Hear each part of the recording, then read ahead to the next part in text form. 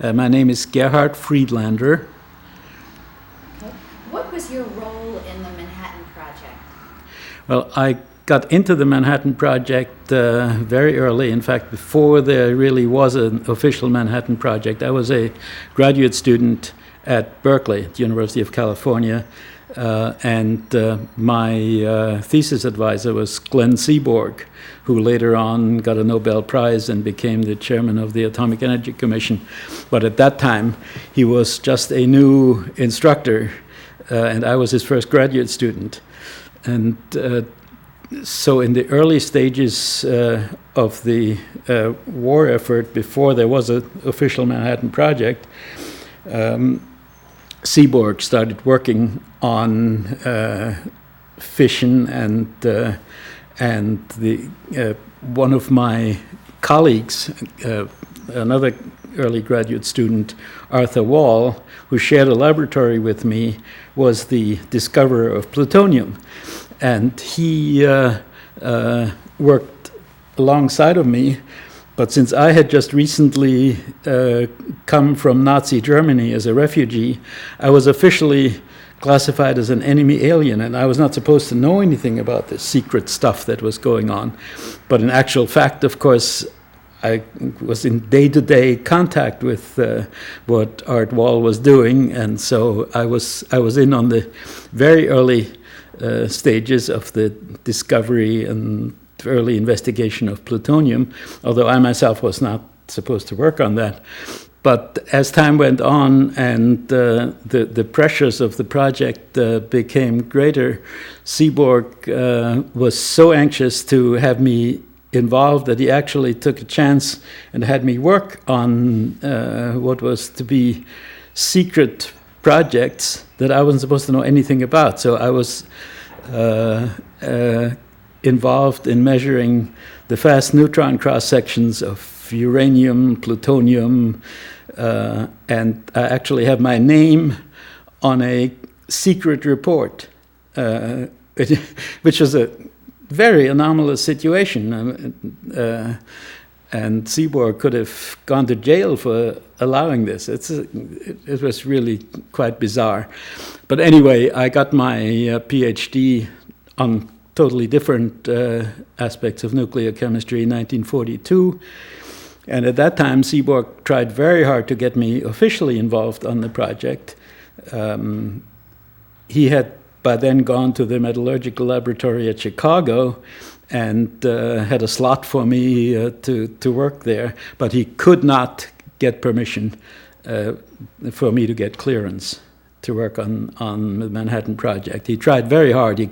He wrote letters to Conant and Bush, and simply could not get an okay. So I went sort of into exile for a year and taught at the University of Idaho, and during that year got my citizenship papers, and then as soon as I had my citizenship, I was recruited to Los Alamos, and then spent the rest of the war years at Los Alamos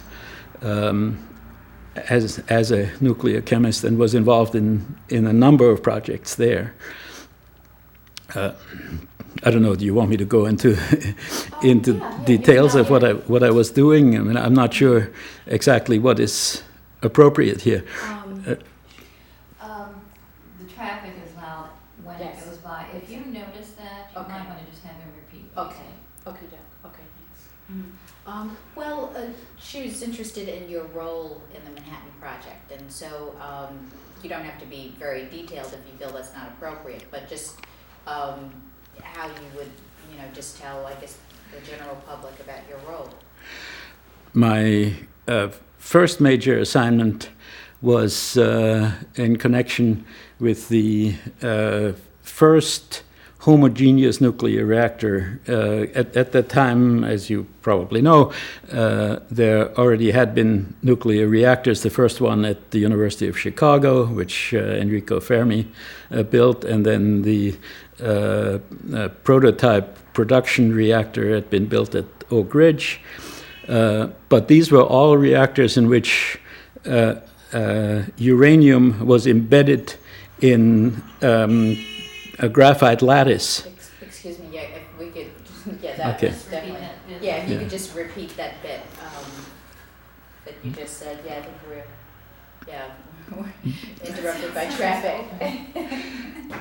The first two reactors were so-called heterogeneous reactors in which uranium rods were embedded in a graphite lattice, and the later plutonium production reactors at Hanford were all of that type. What was needed to get vital information for making a bomb was a homogeneous reactor in which the fissionable material, uranium or plutonium, whatever it was homogeneously distributed in the medium, because that's the way a bomb functions. It's a homogeneous, it's not a mixture, it's a homogeneous medium of only uranium or plutonium. So Los Alamos had the task, in order to learn more about how to build a bomb, to build a homogeneous reactor. And the way this was done was to use enriched uranium enriched in U-235 in an aqueous solution. And as a chemist, I and my colleagues had the task of producing this solution, purifying it, analyzing it, and we got the very first samples of enriched U-235 from Oak Ridge. And I remember how my boss came into my lab with this bottle of material and said, "Now, this is the very first sample of enriched uranium anybody has ever handled, and it's worth several $1 million. So please be careful." So indeed, we were very careful, and we didn't lose any, but it wasn't exactly didn't exactly make us feel very calm and comfortable. It made us nervous, but we did it. We purified the stuff, and one of the interesting stories about that is that there was some discussion about what uranium salt should in fact be used, and we had a meeting, and Enrico Fermi, who was really very respected for knowing everything about almost anything, said, "Well, of course, uranyl nitrate, everybody knows that's the most soluble uranium salt." And I said, "Excuse me, Enrico, but we have already done some experiments, and uranium sulfate is really more soluble than uranyl nitrate." He said, "You must be wrong. I bet you 25 cents. So I won a 25-cent bet from Enrico Fermi, which is one of my proudest achievements, because it was not easy to prove him wrong, but he was not a chemist, so I had the advantage over him. And uranyl sulfate indeed was used in the device, which was called a water boiler, because it was a water solution, and while it didn't exactly boil, it was it heated up from the nuclear reaction. You want to wait a second? Yeah, right. Close the door. People up there. And Huh? It doesn't matter if it's a president of the United States, though, as well. That's where we're taping. Okay, here we go. Okay. so we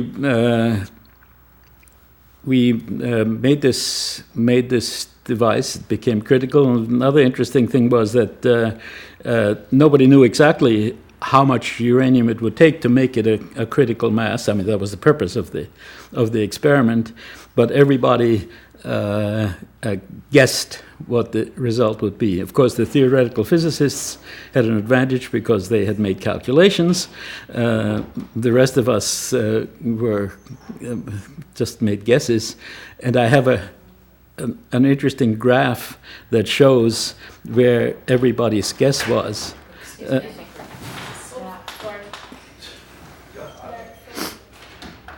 you bring your sign with you? Yeah, I saw the sign and. Where we, yeah. nice Yes. time. Oh, Keep it thank straight, that's goodness. good, so your wife will be happy, right? That's okay, you don't have to keep it buttoned if it's uncomfortable, but just, I want to straighten the tie. Yeah. Okay, so we were, are we rolling? Yeah. Okay.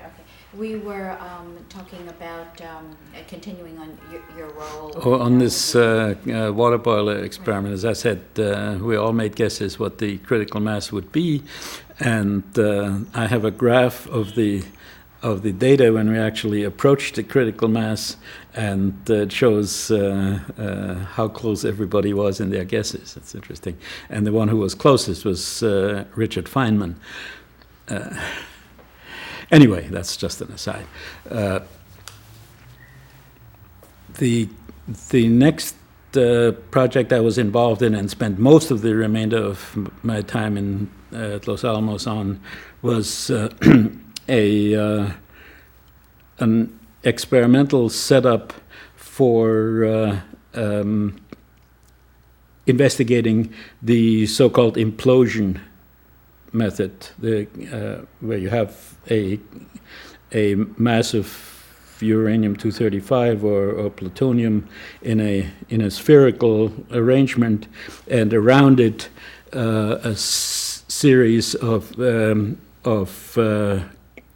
high explosive lenses which focus the explosive charge into the sphere, so that the sphere then gets compressed and gets very dense to the point where it becomes critical.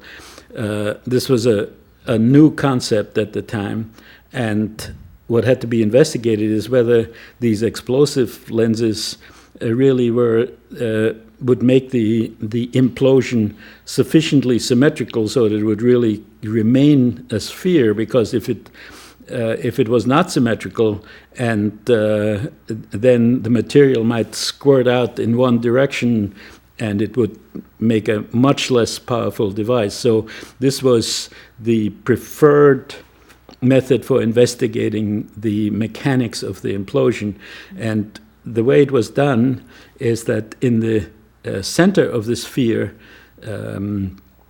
would be a very strong radioactive source which emit high-energy gamma rays, and all around were counters, like Geiger counters, measuring the gamma rays during the implosion, and measure the time dependence of the gamma ray intensity at many different points around the sphere, and to make sure that they all recorded the same decrease in intensity as the sphere became denser, and if it wasn't symmetrical, then they had to take measures to improve the design. And throughout the project, there were dozens of such experiments done, each one with a very powerful gamma ray source. This went on long after I left Los Alamos. It was really the method of investigating implosion devices. My task as leader of the chemistry group involved was to prepare these intense gamma ray sources, concentrate them into a very small volume of a few millimeters in diameter, and put them in the middle of the sphere.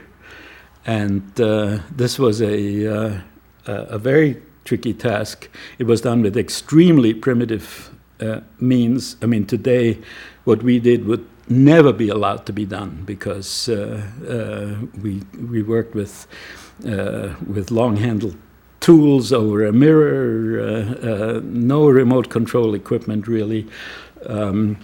Nevertheless, none of us got overdosed. We were actually allowed to get 10 times the dose that other people on the project were allowed, because it was such an important project.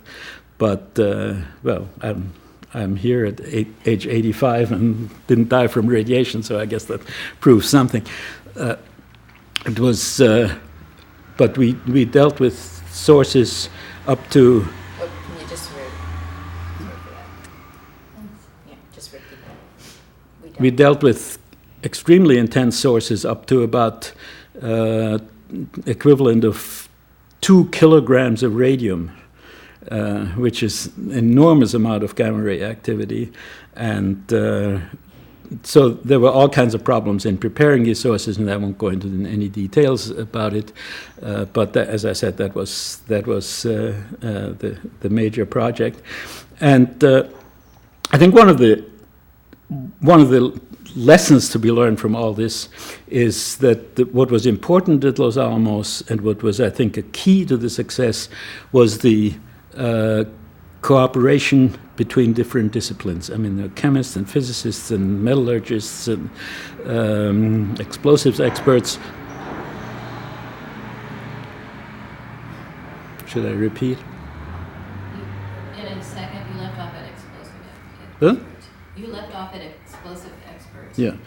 Well, there were, as I said, chemists, physicists, mathematicians, metallurgists, explosives experts, all working together in close collaboration and constantly in touch with each other and with each other's progress or lack of progress. And I think that's this interdisciplinary nature of the work was absolutely essential. The other thing, of course, was that it was wartime, and we were given the highest priority in procuring materials and everything. And as I said, there were, by present standards, minimal considerations for environmental damage. We didn't have to write environmental impact statements and all this stuff. Something like the Manhattan Project, I think, would nowadays be totally impossible. You know, I mean, when you think of what was achieved within the short time from the initiation of the project in 1942 to dropping the bomb in 1945, that's absolutely miraculous, considering that there were thousands of people involved, an enormous diversity of effort, and it was done with great dispatch and success. It was a very young group. I mean, almost everybody was in their 20s. I mean, when I became a group leader when I was 27, and the head of the entire chemistry effort, which involved hundreds of people, was Joe Kennedy, who was, I think, actually a year younger than I was, or about the same age. And I mean, the few older people like Oppenheimer he was in his 40s. So those were the old men. It was very much an effort of young people, and of course the whole life at Los Alamos, it's a separate story. It was extremely interesting and very stimulating atmosphere. We were confined to this community. We had very little contact with the outside world. We were not allowed to travel.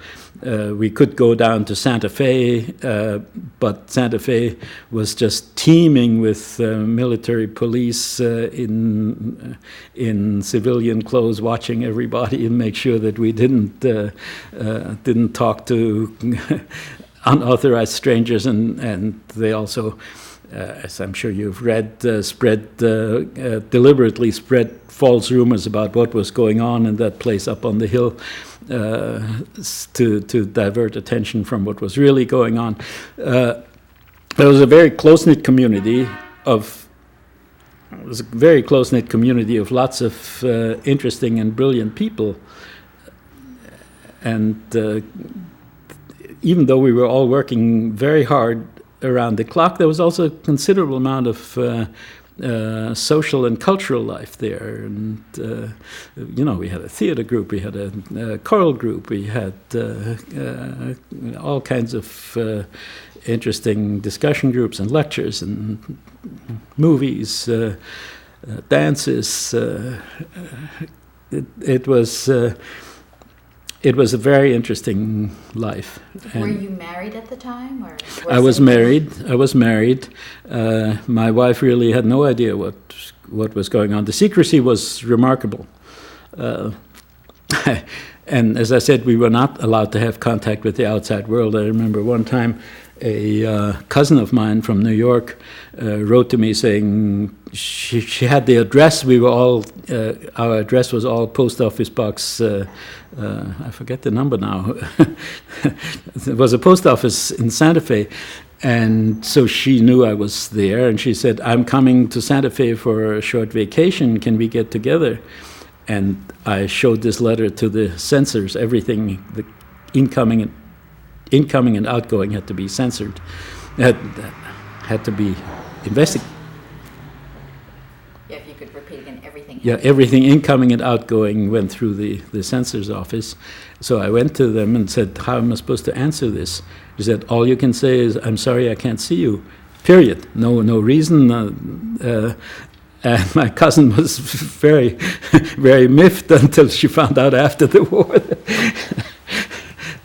what the reason was. So there were all kinds of interesting events going on. Did you know already that it was designed to be actually dropped on your old homeland?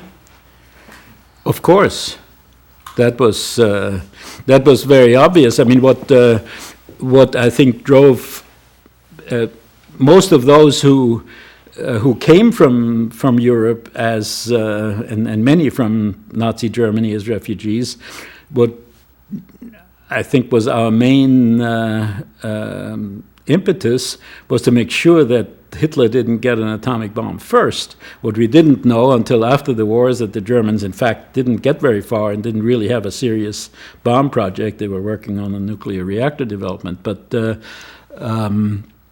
that was indeed the motivation, certainly for those of us of European origin, but also I think for the American scientists. And it would have been disastrous if the Nazis had developed the bomb before us. But then, of course, Germany surrendered, and we went on to develop the bomb for use on Japan. And I don't think many people, I really only know of one person who at that point left the project because he felt, the Germans were out of it and there was no justification for continuing.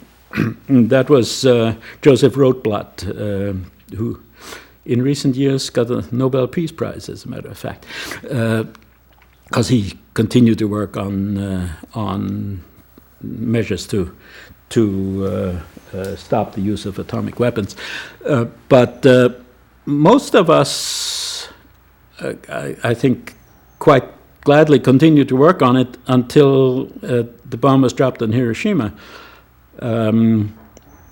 But many of us couldn't understand why we dropped the second bomb on Nagasaki, because it seemed that one atomic bomb was sufficient really to persuade the Japanese to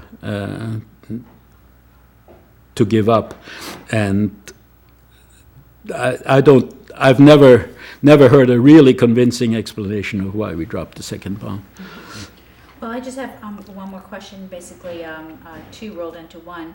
What do you think is important for future generations to know, and what lessons do you think we've learned? That's a hard question. I mean, I already indicated some lessons I think we learned. One is that secrecy doesn't work in science. I think science has to be open, and there has to be, if you want progress in science, you need a lot of freedom of action, and controlling science from the government is not fruitful. Of course, that I think we should do everything possible to avoid use of atomic weapons is clearly a lesson I think that everybody should have learned. And the arms buildup that we had when we were in the Cold War with the Soviet Union was absurd. And we still have way too many atomic weapons, and I think